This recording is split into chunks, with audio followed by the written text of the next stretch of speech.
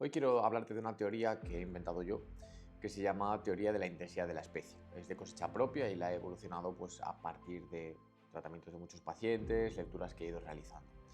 Viene a explicar por qué muchas personas que afirman entrenar bajo alta intensidad no consiguen optimizar sus parámetros de salud y, bajo mi punto de vista, tampoco llegan a esta alta intensidad que ellos sí creen que están ejecutando. Aunque es un poquillo compleja, voy a intentar explicarla de la forma más simple posible y me encantaría saber tu opinión una vez que termines de escucharla, así que puedes dejármela en los comentarios. No me entretengo más y vamos con ello. Vale, lo primero que quiero definirte es el problema o el contexto, y es el siguiente. Yo tengo un montón de pacientes que acuden a mi consulta y me dicen que entrenan a alta intensidad y cuando andamos un poco más en este tipo de entrenamiento que ellos realizan, pues terminan siendo los clásicos circuitos Tabata o clases parecidas a Zumba, Gap, un poco más funcional. Pero bueno, no dejan de ser ejercicios que realmente son poco exigentes. Con esto no quiero decir que ellos no los sientan como intensos, que probablemente así sea, pero siendo objetivos y analizando las cargas, que luego hablaremos un poco sobre qué es esto, pues no es algo excesivamente demandante. ¿La situación cuál es? Pues que a pesar de realizar estos ejercicios con continuidad, algunos lo hacen 2 o 3 veces por semana y llevan meses o incluso años ejecutándolos, no consiguen alcanzar mejoras significativas o al menos llegar a donde ellos pretendían a nivel de composición corporal e incluso a nivel de reversión de ciertas patologías como la diabetes de tipo 2 o prevención de enfermedades complejas en general. Y claro, muchos se extrañan, piensan que el problema puede estar en la nutrición, que no están comiendo bien, sin embargo muchas veces tampoco es el principal problema, comen de una forma relativamente adecuada y no saben muy bien a qué echarle la culpa, ¿no? Porque este esfuerzo que sí tuvo una mejoría inicial respecto a cuando eran sedentarios, no se termina de traducir en esa situación o ese progreso que ellos esperaban y que los deja un poquillo insatisfechos. Entonces esto es lo que vengo a resolver con mi teoría, este sería el contexto inicial. Para entenderlo bien vamos a comenzar definiendo los 3 parámetros que rigen la actividad. El primero de ellos es la carga. Cuando nosotros hablamos de un ejercicio podemos cuantificar la carga, es un elemento muy objetivo y por ejemplificarlo serían por ejemplo 100 kilos en press de banca, esto es una carga. Podría ser también correr a 3 minutos el kilómetro, esto es otra carga. Entonces digamos que la carga es la cantidad de trabajo que vamos a realizar o una de las partes, luego hablamos del volumen, es fácilmente cuantificable y es algo muy objetivo. 100 kilos son lo mismo para ti que para mí. Quizás uno los levante con mayor facilidad que otro, pero son los mismos 100 kilos. Esto a nivel físico no tiene variación. En segundo lugar, hablaríamos del volumen. El volumen, digamos que es el número de veces que ejecutamos la carga. Por ejemplo, si nosotros vamos a levantar una carga de 100 kilos en press de banca, la podemos levantar 4 series de 8 repeticiones. Aquí tendríamos nuestro volumen. Si vamos a correr a 3 minutos el kilómetro, podemos correr 10 kilómetros, pues aquí tendríamos nuestro volumen. Entonces, el volumen tiene otra característica, que también es muy fácilmente cuantificable, es objetivo y es igual para ti que para mí. Entonces, con la carga y el volumen definimos un entrenamiento. Si yo voy a levantar 100 kilos en press de banca, 4 series, 8 repeticiones, tengo el entrenamiento listo. Si voy a correr a 3 minutos el kilómetro durante 10 kilómetros, pues también tengo el entrenamiento finiquitado. Entonces con esto tengo muy claro lo que voy a hacer y en términos objetivos sé lo que hay, no tiene mayor duda. Pero tenemos una tercera variable que incide sobre la actividad física, que es la intensidad. Por definición, la intensidad es cómo responde el cuerpo ante una carga y un volumen. O sea, digamos que ya partimos de una base bastante subjetiva, porque la intensidad ante una misma carga y un mismo volumen puede ser diferente entre dos sujetos, porque estamos hablando de percepción o de cómo esa persona o ese organismo responde ante esa cantidad de trabajo. Aspectos interesantes aquí. El primero de ellos es que la intensidad se puede medir de varias formas diferentes y dependiendo de qué barra de medir utilicemos, podemos ser certeros o no en el proceso de medición. Por ejemplo, la intensidad la podemos medir en porcentaje de la frecuencia cardíaca máxima, en porcentaje respecto al volumen de oxígeno máximo, la podemos medir en porcentaje respecto al 1RM, en una velocidad de levantamiento, por ejemplo, podemos utilizar esta medida, o podemos hacerlo también a través de una escala subjetiva como sería el nivel de esfuerzo percibido. Esto lo convierte todo en muchísimo más impreciso, porque al final, bueno, se suelen usar escalas de 1 a 10, pero la sensación pues, puede ser diferente entre personas y también dependerá de la capacidad que tenga cada uno de sufrir, de la tolerancia al esfuerzo y demás. Pero claro, aquí como dato curioso vemos de forma muy sencilla que mientras tenemos dos variables que son iguales para todo el mundo, la intensidad no lo es. Entonces la intensidad es algo que depende mucho de la persona o que puede depender incluso del contexto, porque la misma persona puede responder ante la misma carga y el mismo volumen de forma diferente en días consecutivos. Entonces, digamos que es mucho más difícil ser preciso en cuanto a la cuantificación de la intensidad y ya nos genera aquí cierto debate. ¿Qué sucede? Que si nosotros pensamos en las adaptaciones del ejercicio y simplemente tenemos en cuenta la carga y el volumen, podemos determinar que, por ejemplo, un levantamiento de 100 kilos en press de banca genera unas adaptaciones X y un levantamiento de 50 kilos genera la mitad de las adaptaciones. Esto en términos absolutos. Y sería correcto. Pero si nosotros cuantificamos en base a la intensidad, podemos estar cometiendo error, porque, vale, tenemos una persona A y una persona B. Ambas ejecutan un levantamiento de alta intensidad, 90% del 1RM o 9/10 en escala de esfuerzo percibido. Sin embargo, una está levantando 50 kilos en press de banca y otra está levantando 100, con el mismo porcentaje de intensidad en ambas. Pero sin embargo, estos dos sujetos están experimentando adaptaciones absolutas diferentes. Hay que tener en cuenta una cosa importante, y es que si yo levanto 50 kilos en press de banca o levanto 100 kilos en press de banca, las adaptaciones relativas que experimenta mi cuerpo, mi fisiología, puede que sean similares. Y con relativas me refiero en relación al propio sujeto, es decir, va a haber una demanda hipertrófica más o menos similar, una ganancia de fuerza relativa más o menos similar, una producción hormonal relativa más o menos similar, pero en términos absolutos, al final, la tensión mecánica que soportan mis articulaciones y mis músculos va a ser inferior. La activación de los mecanorreceptores y de los quimiorreceptores también. Y por lo tanto, de nuevo, en términos absolutos, la ganancia de fuerza es inferior, la producción de hormonas va a ser inferior también, el control inflamatorio seguramente también lo sea, y en el caso de la carga más pesada se va a producir una mayor rotura de fibras y una mayor oxidación, y esto va a provocar una respuesta adaptativa superior de nuevo en términos absolutos. Entonces esto es muy importante, porque si nosotros medimos carga y volumen, podemos saber de forma bastante precisa las adaptaciones que estamos generando. Si cuantificamos simplemente pensando en la intensidad, vamos a cometer un cierto error, puede ser muy significativo entre diferentes personas o entre diferentes grupos poblacionales, y es algo pues, que puede limitar un poco nuestro progreso o al menos nuestras expectativas. Te voy a poner un ejemplo ahora. Imaginemos un león, los leones en general. Pensemos que el león alcanza una velocidad máxima de 50 km por hora. Esto no quiere decir que todos los leones alcancen 50 km por hora, pero sí que hay al menos un león que lo hace en toda la especie. Ahora pongamos que los leones cazan a una velocidad de 30 km por hora, velocidad media. Esto no quiere decir que todos los leones cacen a esta velocidad. Alguno lo hará a 34 y otro quizás lo hace a 28 si la presa es más lenta, pero más o menos a 30 km por hora consiguen presas.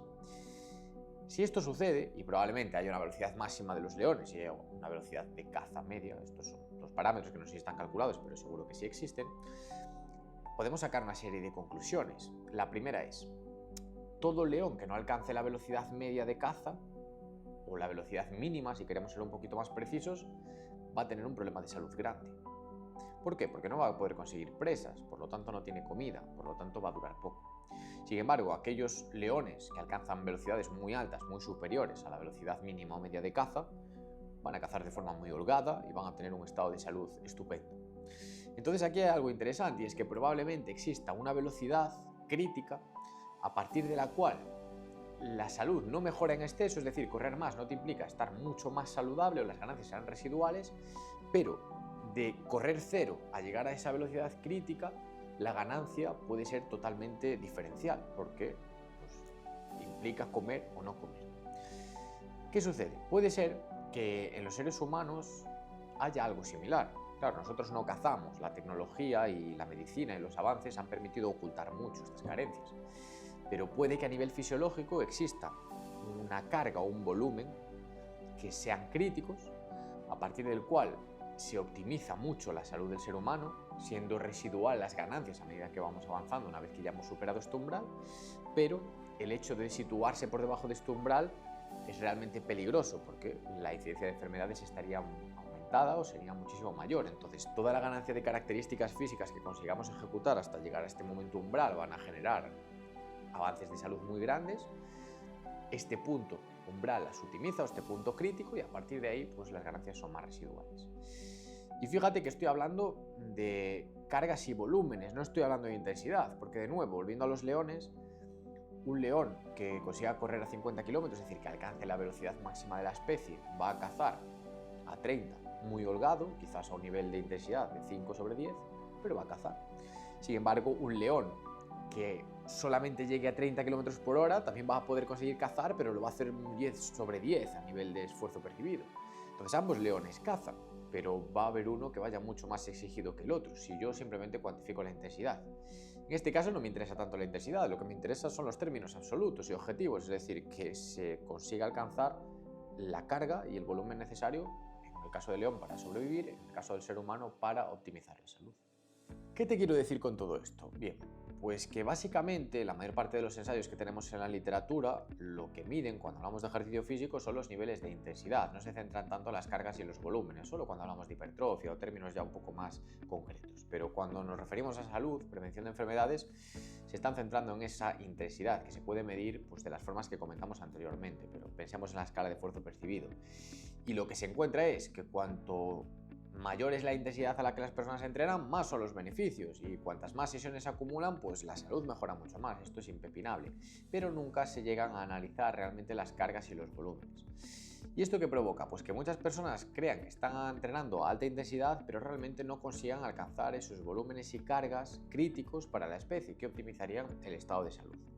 Y aquí quiero hablar de otra cosa muy curiosa que también me ha pasado un montón de veces en consulta, y es decir, han venido un montón de padres que me han traído a sus hijos para optimizar la planificación nutricional. Y me lo presentan y me dicen, no, mi hijo, que tiene 13, 14, 15 años, un adolescente o preadolescente, es un deportista de alto rendimiento, o un deportista a veces me dicen de élite, porque juega en las categorías inferiores, imaginemos, del Real Madrid. Y yo siempre les digo, no, su hijo no es deportista de alto rendimiento, no es deportista de élite, es un deportista en etapa formativa que destaca sobre el resto, o que es excelente o que tiene unas buenas características en su grupo de edad o en su conjunto.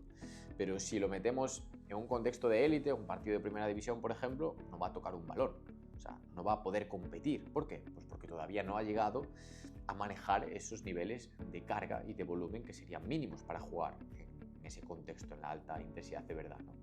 Entonces, puede ser que su juego se esfuerce mucho, puede ser que entrene con un nivel de esfuerzo percibido alto, puede ser que su intensidad sobre sí mismo o en relación a un único sujeto o a un contexto de sujetos similares en un momento determinado sea elevada, pero a nivel de especie no llega a la alta intensidad, no llega a este punto crítico que venimos comentando.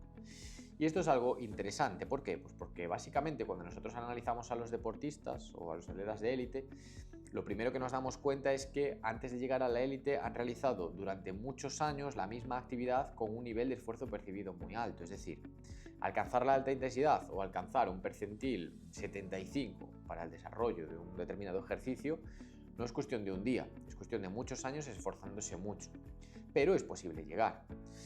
Con esto no te estoy diciendo que el objetivo sea ser atleta de élite, porque tampoco es así. Volvemos al caso del león. El león que corre a 50 km por hora es uno y es probablemente un superdotado genético.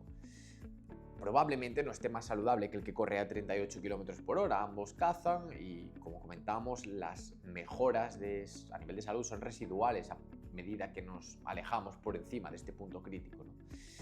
Pero por lo menos llegar a ese punto sí sería interesante. Y esto es lo que yo comentaría o catalogaría como alta intensidad, es decir, llegar o conseguir superar ese umbral de carga y de volumen que optimiza la salud. A partir de ahí, independientemente de cómo sintamos la carga y el volumen en un momento determinado, podemos decir que estamos trabajando a alta intensidad. Te pongo otro ejemplo. Un atleta profesional no tiene por qué ser el más top, no tiene por qué ser super élite. Un atleta profesional cualquiera puede ejecutar ese mismo ejercicio a nivel amateur alto incluso, sin sufrir. El clásico ejemplo de los corredores, Kipchoge rueda a ritmos que no sprinta un corredor normal, bueno incluso, pero él consigue rodar muchísimos kilómetros suave, sin apenas despeinarse a ese ritmo. Entonces es capaz de ejecutar a un nivel de intensidad muy bajo para sí mismo, pero a un nivel de intensidad altísimo para la especie. Y eso le genera unas adaptaciones fisiológicas brutales porque está manejando cargas y volúmenes muy altos. El cuerpo está claro que entiende de intensidad y entiende de esfuerzo percibido, porque desde luego el sistema nervioso es fundamental y la mente controla todo el cuerpo. pero también entiende de cargas y volúmenes absolutos, porque tenemos mecanorreceptores y tenemos quimiorreceptores que responden a esos estímulos físicos concretos. Entonces es muy importante cómo entendemos la carga, cómo entendemos la actividad física, pero también exponernos a esos niveles. Y por lo tanto, aunque el objetivo no es que todo el mundo sea atleta de élite, ni atleta profesional, ni mucho menos, yo creo que sí sería alcanzar este punto umbral que, bajo mi punto de vista, es bastante asumible para la mayor parte de la población. Obviamente requerirá ciertos sacrificios, ciertos esfuerzos, pero con el paso de los años va a ser algo que se pueda conseguir. Y aquí está la clave, cómo llegar a alcanzar la alta intensidad. Pues bien, aquí sí tiene un gran sentido la intensidad a nivel de esfuerzo percibido o reflejada únicamente en un sujeto.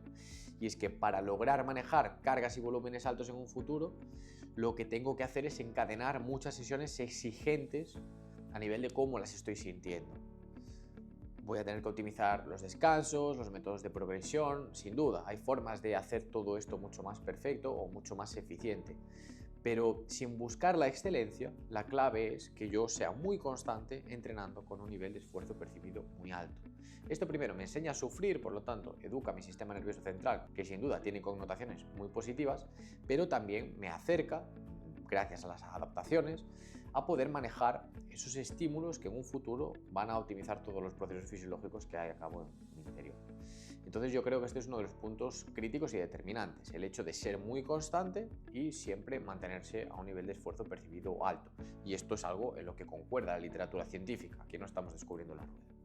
Hay otro punto interesante y es que, como comentábamos anteriormente, los avances tecnológicos y médicos han permitido que el ser humano sea capaz de vivir más y mejor a pesar de no alcanzar ciertos umbrales críticos en cuanto a actividad física. Por lo tanto, la medicina todavía no está optimizando la esperanza de vida del ser humano, porque imaginemos que aplicamos todos estos conceptos o avances tecnológicos en un escenario en el que las personas llegan a este punto crítico, superan ese umbral y se encuentran en un estado natural muy óptimo de salud. Probablemente en esa situación la esperanza de vida crecería mucho más respecto a lo que tenemos en la actualidad, que ya ha sido significativo el crecimiento en los últimos años, pero estoy totalmente convencido de que podría ser mucho mayor. Y de hecho las nuevas evidencias que analizan diversos elementos fisiológicos o cómo es el funcionamiento o el envejecimiento de los órganos ya nos indican que el ser humano podría superar los 100 años de vida de forma relativamente asequible y sin mayores peripecias en un futuro cercano.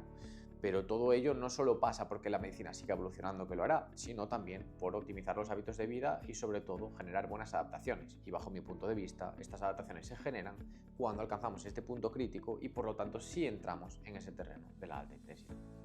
Entonces, para finalizar, ¿y a dónde quiero llegar yo con todo esto? Pues en que está muy bien que entrenes con una sensación de esfuerzo percibido muy alto. No solo está muy bien, sino que bajo mi punto de vista es necesario, debes de hacerlo de forma recurrente, pero no creas que por esforzarte mucho estás haciendo realmente alta intensidad. O al menos no en relación a los individuos de la especie, la puedes estar haciendo en relación a tu yo anterior o a tu versión en un determinado día, pero no respecto a lo que el ser humano puede dar, y eso es lo que va a optimizar la salud. Entonces, no solo te centres en cuánto me estoy esforzando, sino qué cargas y qué volúmenes puedo manejar y si estos son mejores o son superiores a los que podía manejar 3 meses atrás o un año atrás. Probablemente en los primeros tiempos, respecto al punto en el que empieces a entrenar, vas a conseguir mejorar mucho cargas y volúmenes. Esta curva de mejora tiene una asíntota por encima, es decir, a medida que van pasando los años y acumulas sesiones de entrenamiento, las ganancias son cada vez más residuales, pero aún así la mayor parte de las personas se encuentran lejos de su tope, de su techo. Por ello, si ves que estás estancado, detectas estancamiento, más allá de cómo estás sintiendo las sesiones a nivel de esfuerzo percibido, trata de buscar estrategias para seguir mejorando y sobre todo analiza si lo que haces tú está por debajo de la media, por encima de la media, por debajo de lo que el ser humano podría hacer de media o por encima. Porque esto, más allá del contexto que te encuentres tú en un lugar determinado, siendo un poco más amplio de miras, va a permitirte optimizar mucho la salud a medio plazo, que consigas tus objetivos, tanto de composición corporal como de marcadores bioquímicos como de funcionalidad, y por lo tanto te va a permitir vivir más y mejor, que al final yo creo que es el gran objetivo. Espero que te haya gustado mi teoría, como te digo, es casera, tiene algunas lagunas seguramente, pero me encantaría escuchar tu opinión porque es algo que llevo reflexionando mucho en los últimos años y que me gustaba compartir contigo. Ya lo he comentado en algún podcast y quería dedicar este vídeo a explicarlo con un poquito más de detalle.